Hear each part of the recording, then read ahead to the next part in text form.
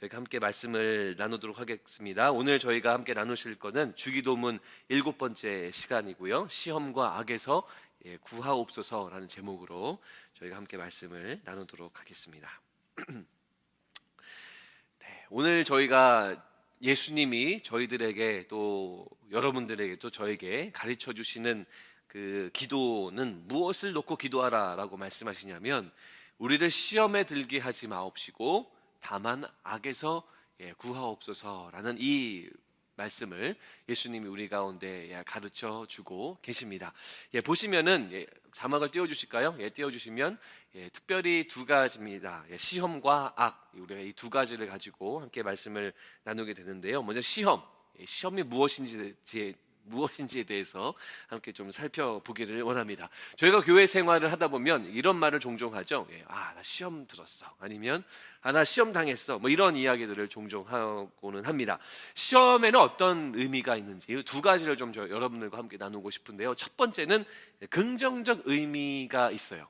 긍정적인 의미의 시험이 있습니다. 이게 뭐냐면 하나님이 우리에게 주시는 시험이에요. 이 긍정적 의미의 시험은 하나님이 주시는 시험입니다. 그래서 왜 주시냐면 교육적인 차원에서 주시는 겁니다. 우리의 믿음이 흔들릴 정도, 진짜 완전히 흔들리지는 않고 정말 흔들릴 정도의 어떤 시험을 때로는 주님이 우리 가운데 주시는 거예요. 그래서 그런 시련을 통해서 우리 아까 찬양했던 가사의 고백처럼 이걸 통해서 우리의 믿음이 하나님 앞에 더 굳건해지는 것, 이거를 훈련시키시려고 주시는 시험이 있다는 겁니다. 긍정적인 시험인 거죠. 자, 이 긍정적인 시험은 이 믿음을 더 굳건하게 해주시기 위함이고, 하나님으로부터 오는 시험이 바로 이 긍정적인 시험이다라는 겁니다. 그리고 반대로 두 번째는 부정적인 시험이 있습니다. 이 부정적인 시험은 하나님이 주시는 게 긍정적인 시험이니까, 이 부정적인 시험은 누가 주는 걸까요? 사단이 주는 겁니다. 사단이 주는 시험인데요. 고린도전서 7장 5절 말씀을 보시면 이렇게 나와 있습니다. 서로 분방하지 말라. 다만 기도를 할 틈을 얻기 위하여 합의상 얼마 동안은 하되 다시 합하라. 이는 너희가 절제 못함으로 말미암아 사탄이 너희를 시험하지 못하게 하려 함이라라는 겁니다. 자, 고린도전서 7장 말씀인데요. 여기에 보면은 사단이 주는 시험에 대해서 설명을 해주고 있는 거예요. 자, 부부 사이인데도 이 부부 사이에 사단이 틈하고 사단이 시험거리를 준다라는 겁니다. 때로는 뭐 부부 사이가, 우리 남녀가 이제 결혼해서 부부로 지내지만 뭐 성격 차이도 당연히 있죠. 그리고 뭐 성향 차이도 있어서 때로는 뭐 다툼도 뭐 없는 가정이 없지 않습니까? 그런 것들 당연히 있죠. 근데 그런 차원의 것이 아니고 성경은 무엇을 이야기하고 있냐면 이 부부 사이를 사단이 공격하고 있다라고 이야기하는 거예요. 그냥 성격 차이, 때로는 뭐 어떤 성향 차이, 뭐 자란 환경 차이로 다툼과 마찰이 당연히 있죠. 그런데 그런 것만이 아니라 사단은 이 부부 사이를 계속해서 공격한다라는 겁니다. 자, 부부 사이를 사단이 공격하면 어떻게 됩니까? 갈라지게 되죠. 갈라지게 되면 어떻게 됩니까? 가정 안에 기쁨과 평강이 있습니까? 아니요. 하나님이 주시지 않는 악과 아픔과 또 용납하지 못함, 이런 것들이 가정 안에 생기게 된다라는 겁니다. 부부 사이를 사단이 공격함으로 말미암아 죄가 가정 안에 들어가는 것, 고린도전서 7장 말씀에서 이것을 설명해 주고 있는 겁니다.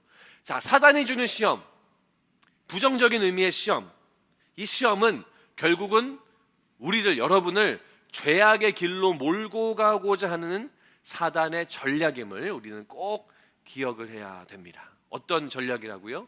죄악의 길로 우리를 데리고 가고자 하는, 거기로 몰고 가기 위한 사단의 전략임을 우리는 꼭 기억해야 될 줄로 믿습니다.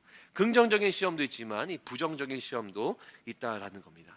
오늘 예수님이 여러분들에게 가르치시는 이 시험에 들게 하지 마옵시고, 여기서 말하는 시험은 바로 이 부정적인 시험에 대해, 사단이 주는 이 공격에 대해서 예수님이 말씀하고 계시는 겁니다. 자, 헬라어로 좀 저희가 살펴보려고 하는데요. 우리를 시험에 들게 하지 마옵시며라고 할 때 이 시험 앞에 이 정관사가 있습니다. 더라는 정관사가 붙으면 더 시험 이런 거죠. 이거는요 특별한 시험을 뜻하는 거잖아요. 그러면 이 더가 붙으면 종말 때의 유혹을 이야기하는 겁니다. 종말 때의 어떤 시험. 이 예수님이 오시고 이 세상이 정말 멸망하는 그때, 마지막 그때에 이 성도들을, 그리스도인들을 사단이 계속 유혹하고 시험하는 거예요. 그 시험을 말하는 것이 바로 더 시험입니다.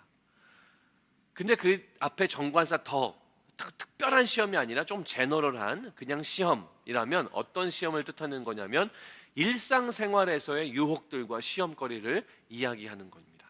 예수님이 가르치시는 오늘의 이 시험 들게 하지 마옵시고 라고 말하는 이 시험은 이 정관사가 붙은 더 이 시험이 아니라 아무것도 없는 시험, 즉 뭡니까? 일상생활의 많은 유혹들, 이것에 대해서 예수님이 가르치고 계시는 겁니다. 제가 질문을 좀 드릴게요. 사단은 언제 우리를 계속 공격합니까? 사단은 언제 우리를 시험하면서 우리를 공격하죠? 평소에 하는 겁니다. 정말 중요한 수련회, 아니 단기 선교, 이럴 때도 당연히 사단의 공격이 존재하지만 우리가 기억해야 될 것은 무엇입니까? 시험은 일상생활, 사단은 계속 우리의 삶 속에 평소에 일상생활에 우리를 공격하고 우리를 죄의 길로 계속 몰아가려는 것이 바로 사단의 전략이다라는 거예요. 이게 바로 사단의 모습이라는 겁니다. 그러니까 대표적인 예가 아까도 제가 말씀을 통해 설명드렸지만 부부 사이가 대표적인 거죠. 여러분, 결혼을 하면 부부 사이는 어떤 사이가 됩니까? 일상의 생활의 사이가 되는 거잖아요. 매일 아침 만나고 매일 보고 같이 밥도 먹고 이야기도 하고 대화도 하고 함께 있고, 일상생활을 대표하는 것이 바로 부부 사이라는 겁니다. 그러니까 사단은 뭐예요? 아까도 고린도전서 말씀에 부부 사이를 공격한다 말씀을 드렸지만 또 뭡니까? 일상생활, 우리의 일상생활을 계속해서 침투하고자 하는 것이 바로 사단이기 때문에 부부 사이를 계속 갈라놓는 거예요. 계속 공격한다라는 겁니다. 또 어떤 예가 있습니까? 저는 설교 원고에 적어놓기로는 교회 생활을 적었습니다. 교회 여러분 왜 오시죠? 하나님 만나기 위해 오시고요. 비록 우리가 지금은 모이지 못하지만 교회 오시는 것 또 왜 오시죠? 은혜를 받기 위해 오지 않습니까? 그리고 이 교회 생활은 우리 삶의 중심이 되고 우리 삶의 가장 중요한 삶의 모습이 되는데 사단은 언제 공격한다고요? 일상생활에서, 평소에 공격한다라는 거죠. 그러니까 계속해서 우리의 교회 생활을 공격하는 거예요. 왜 그렇습니까? 교회 생활을 공격해서 어디로 몰아가려고요? 죄의 길로 계속 몰아가려는 것이 사단의 모습이다라는 거예요. 계속해서 사단은 우리 가운데 유혹거리와 시험거리를 준다라는 겁니다. 예전에, 오래전에, 지금은 아니지만 돼지들을 이렇게 사육하잖아요. 돼지를 사육해서 돼지를 잘 크면 이제 도살장으로 이제 끌고 갑니다. 지금은 이 농업도 굉장히 과학적이고 이 어떤 기계와 도구들이 잘 발달되어 있어서 지금은 아니지만 예전에는 이 돼지들을 사육하는 장소하고 돼지들을 잡아서 도살하는 그 장소하고 이렇게 떨어져 있었다 그래요. 그래서 이 돼지들을 끌고 이 도살장으로 가야 되는데 차가 없던 옛날 시절에는 이 돼지들을 끌고 갈 수 있는 방법이 없는 거예요. 이놈들이 이제 힘도 세고 또 이렇게 목에 밧줄을 해도 막 잘 따라오지 않으니까 이게 한두 마리가 아니잖아요. 그래서 어떻게 하냐면 손에 그 완두콩을 이렇게 쥔답니다. 여기 손에다가요. 한 주먹 쥐고 하나씩 이렇게 떨어뜨린대요. 이렇게.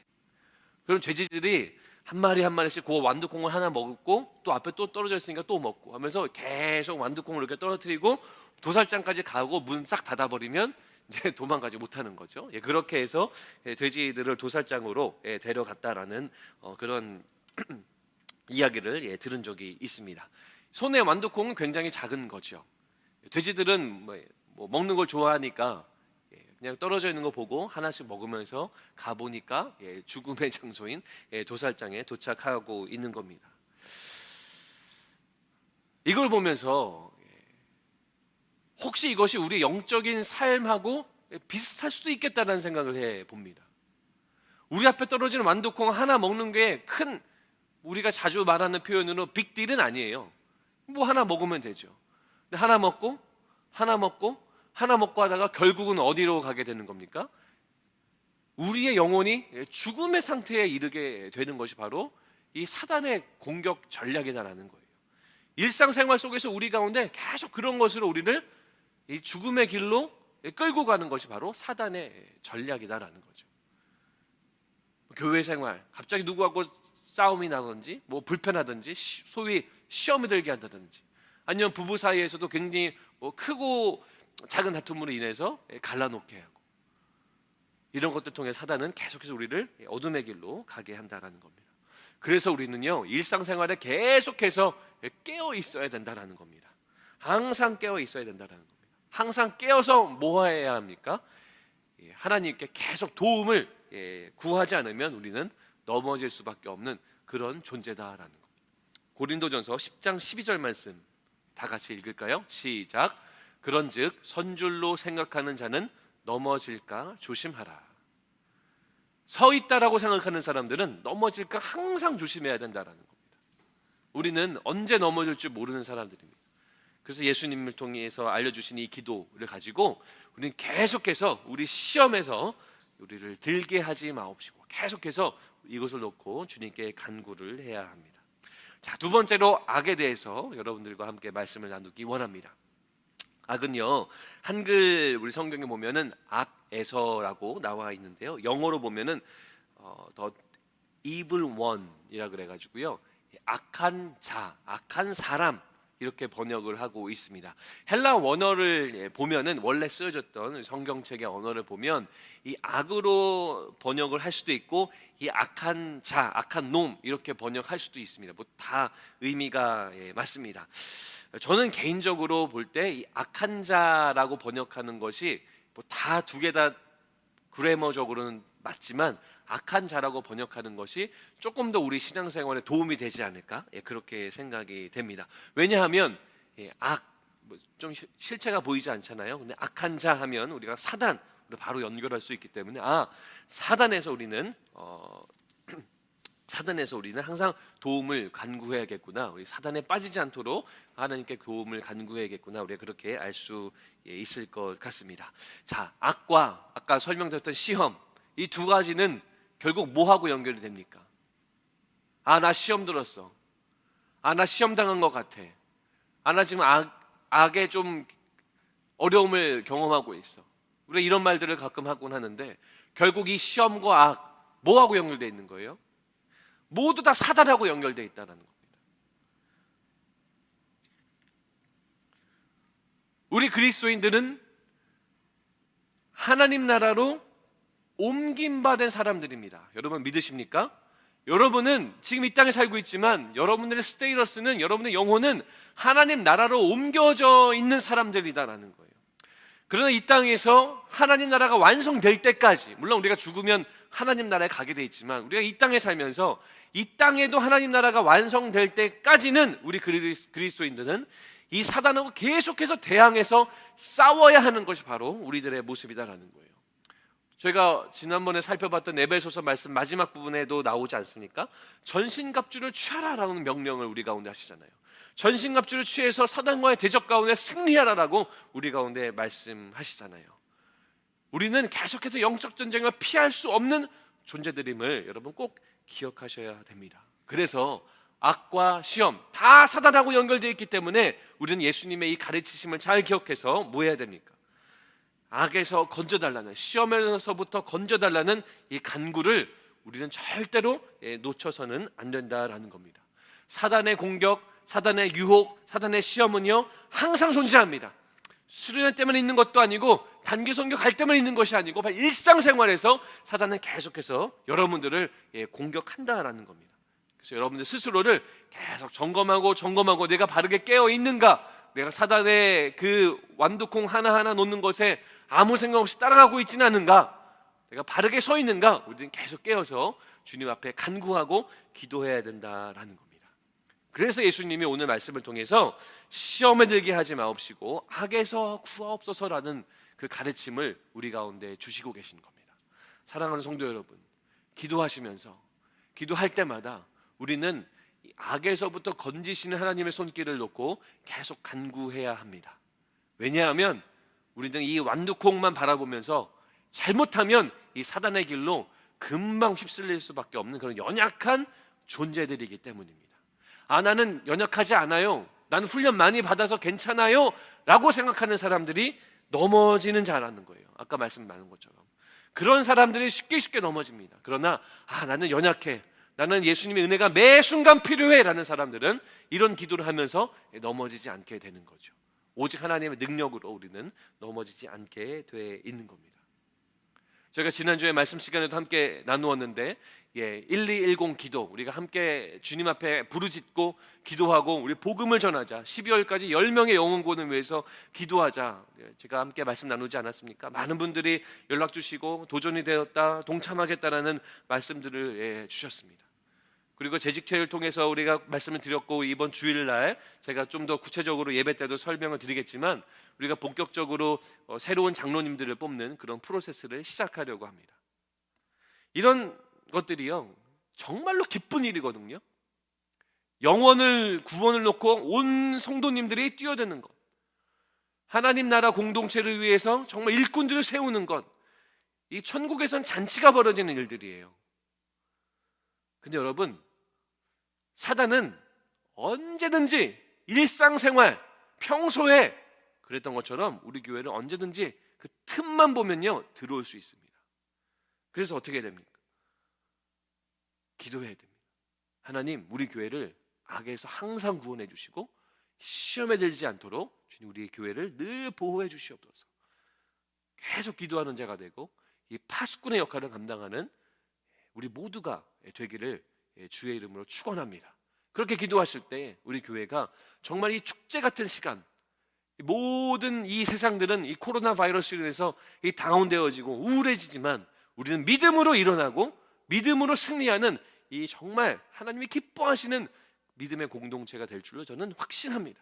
여러분 그거 믿으시고 계속 기도하시고 여러분 자신과 우리 공동체를 위해서 계속해서 하나님 늘 건져주시고 구원하시고 사단이 틈하지 않도록 보호해 주시옵소서. 우리 이 기도를 놓치지 않는 우리 모두가 되기를 주의 이름으로 축복하고 축원합니다.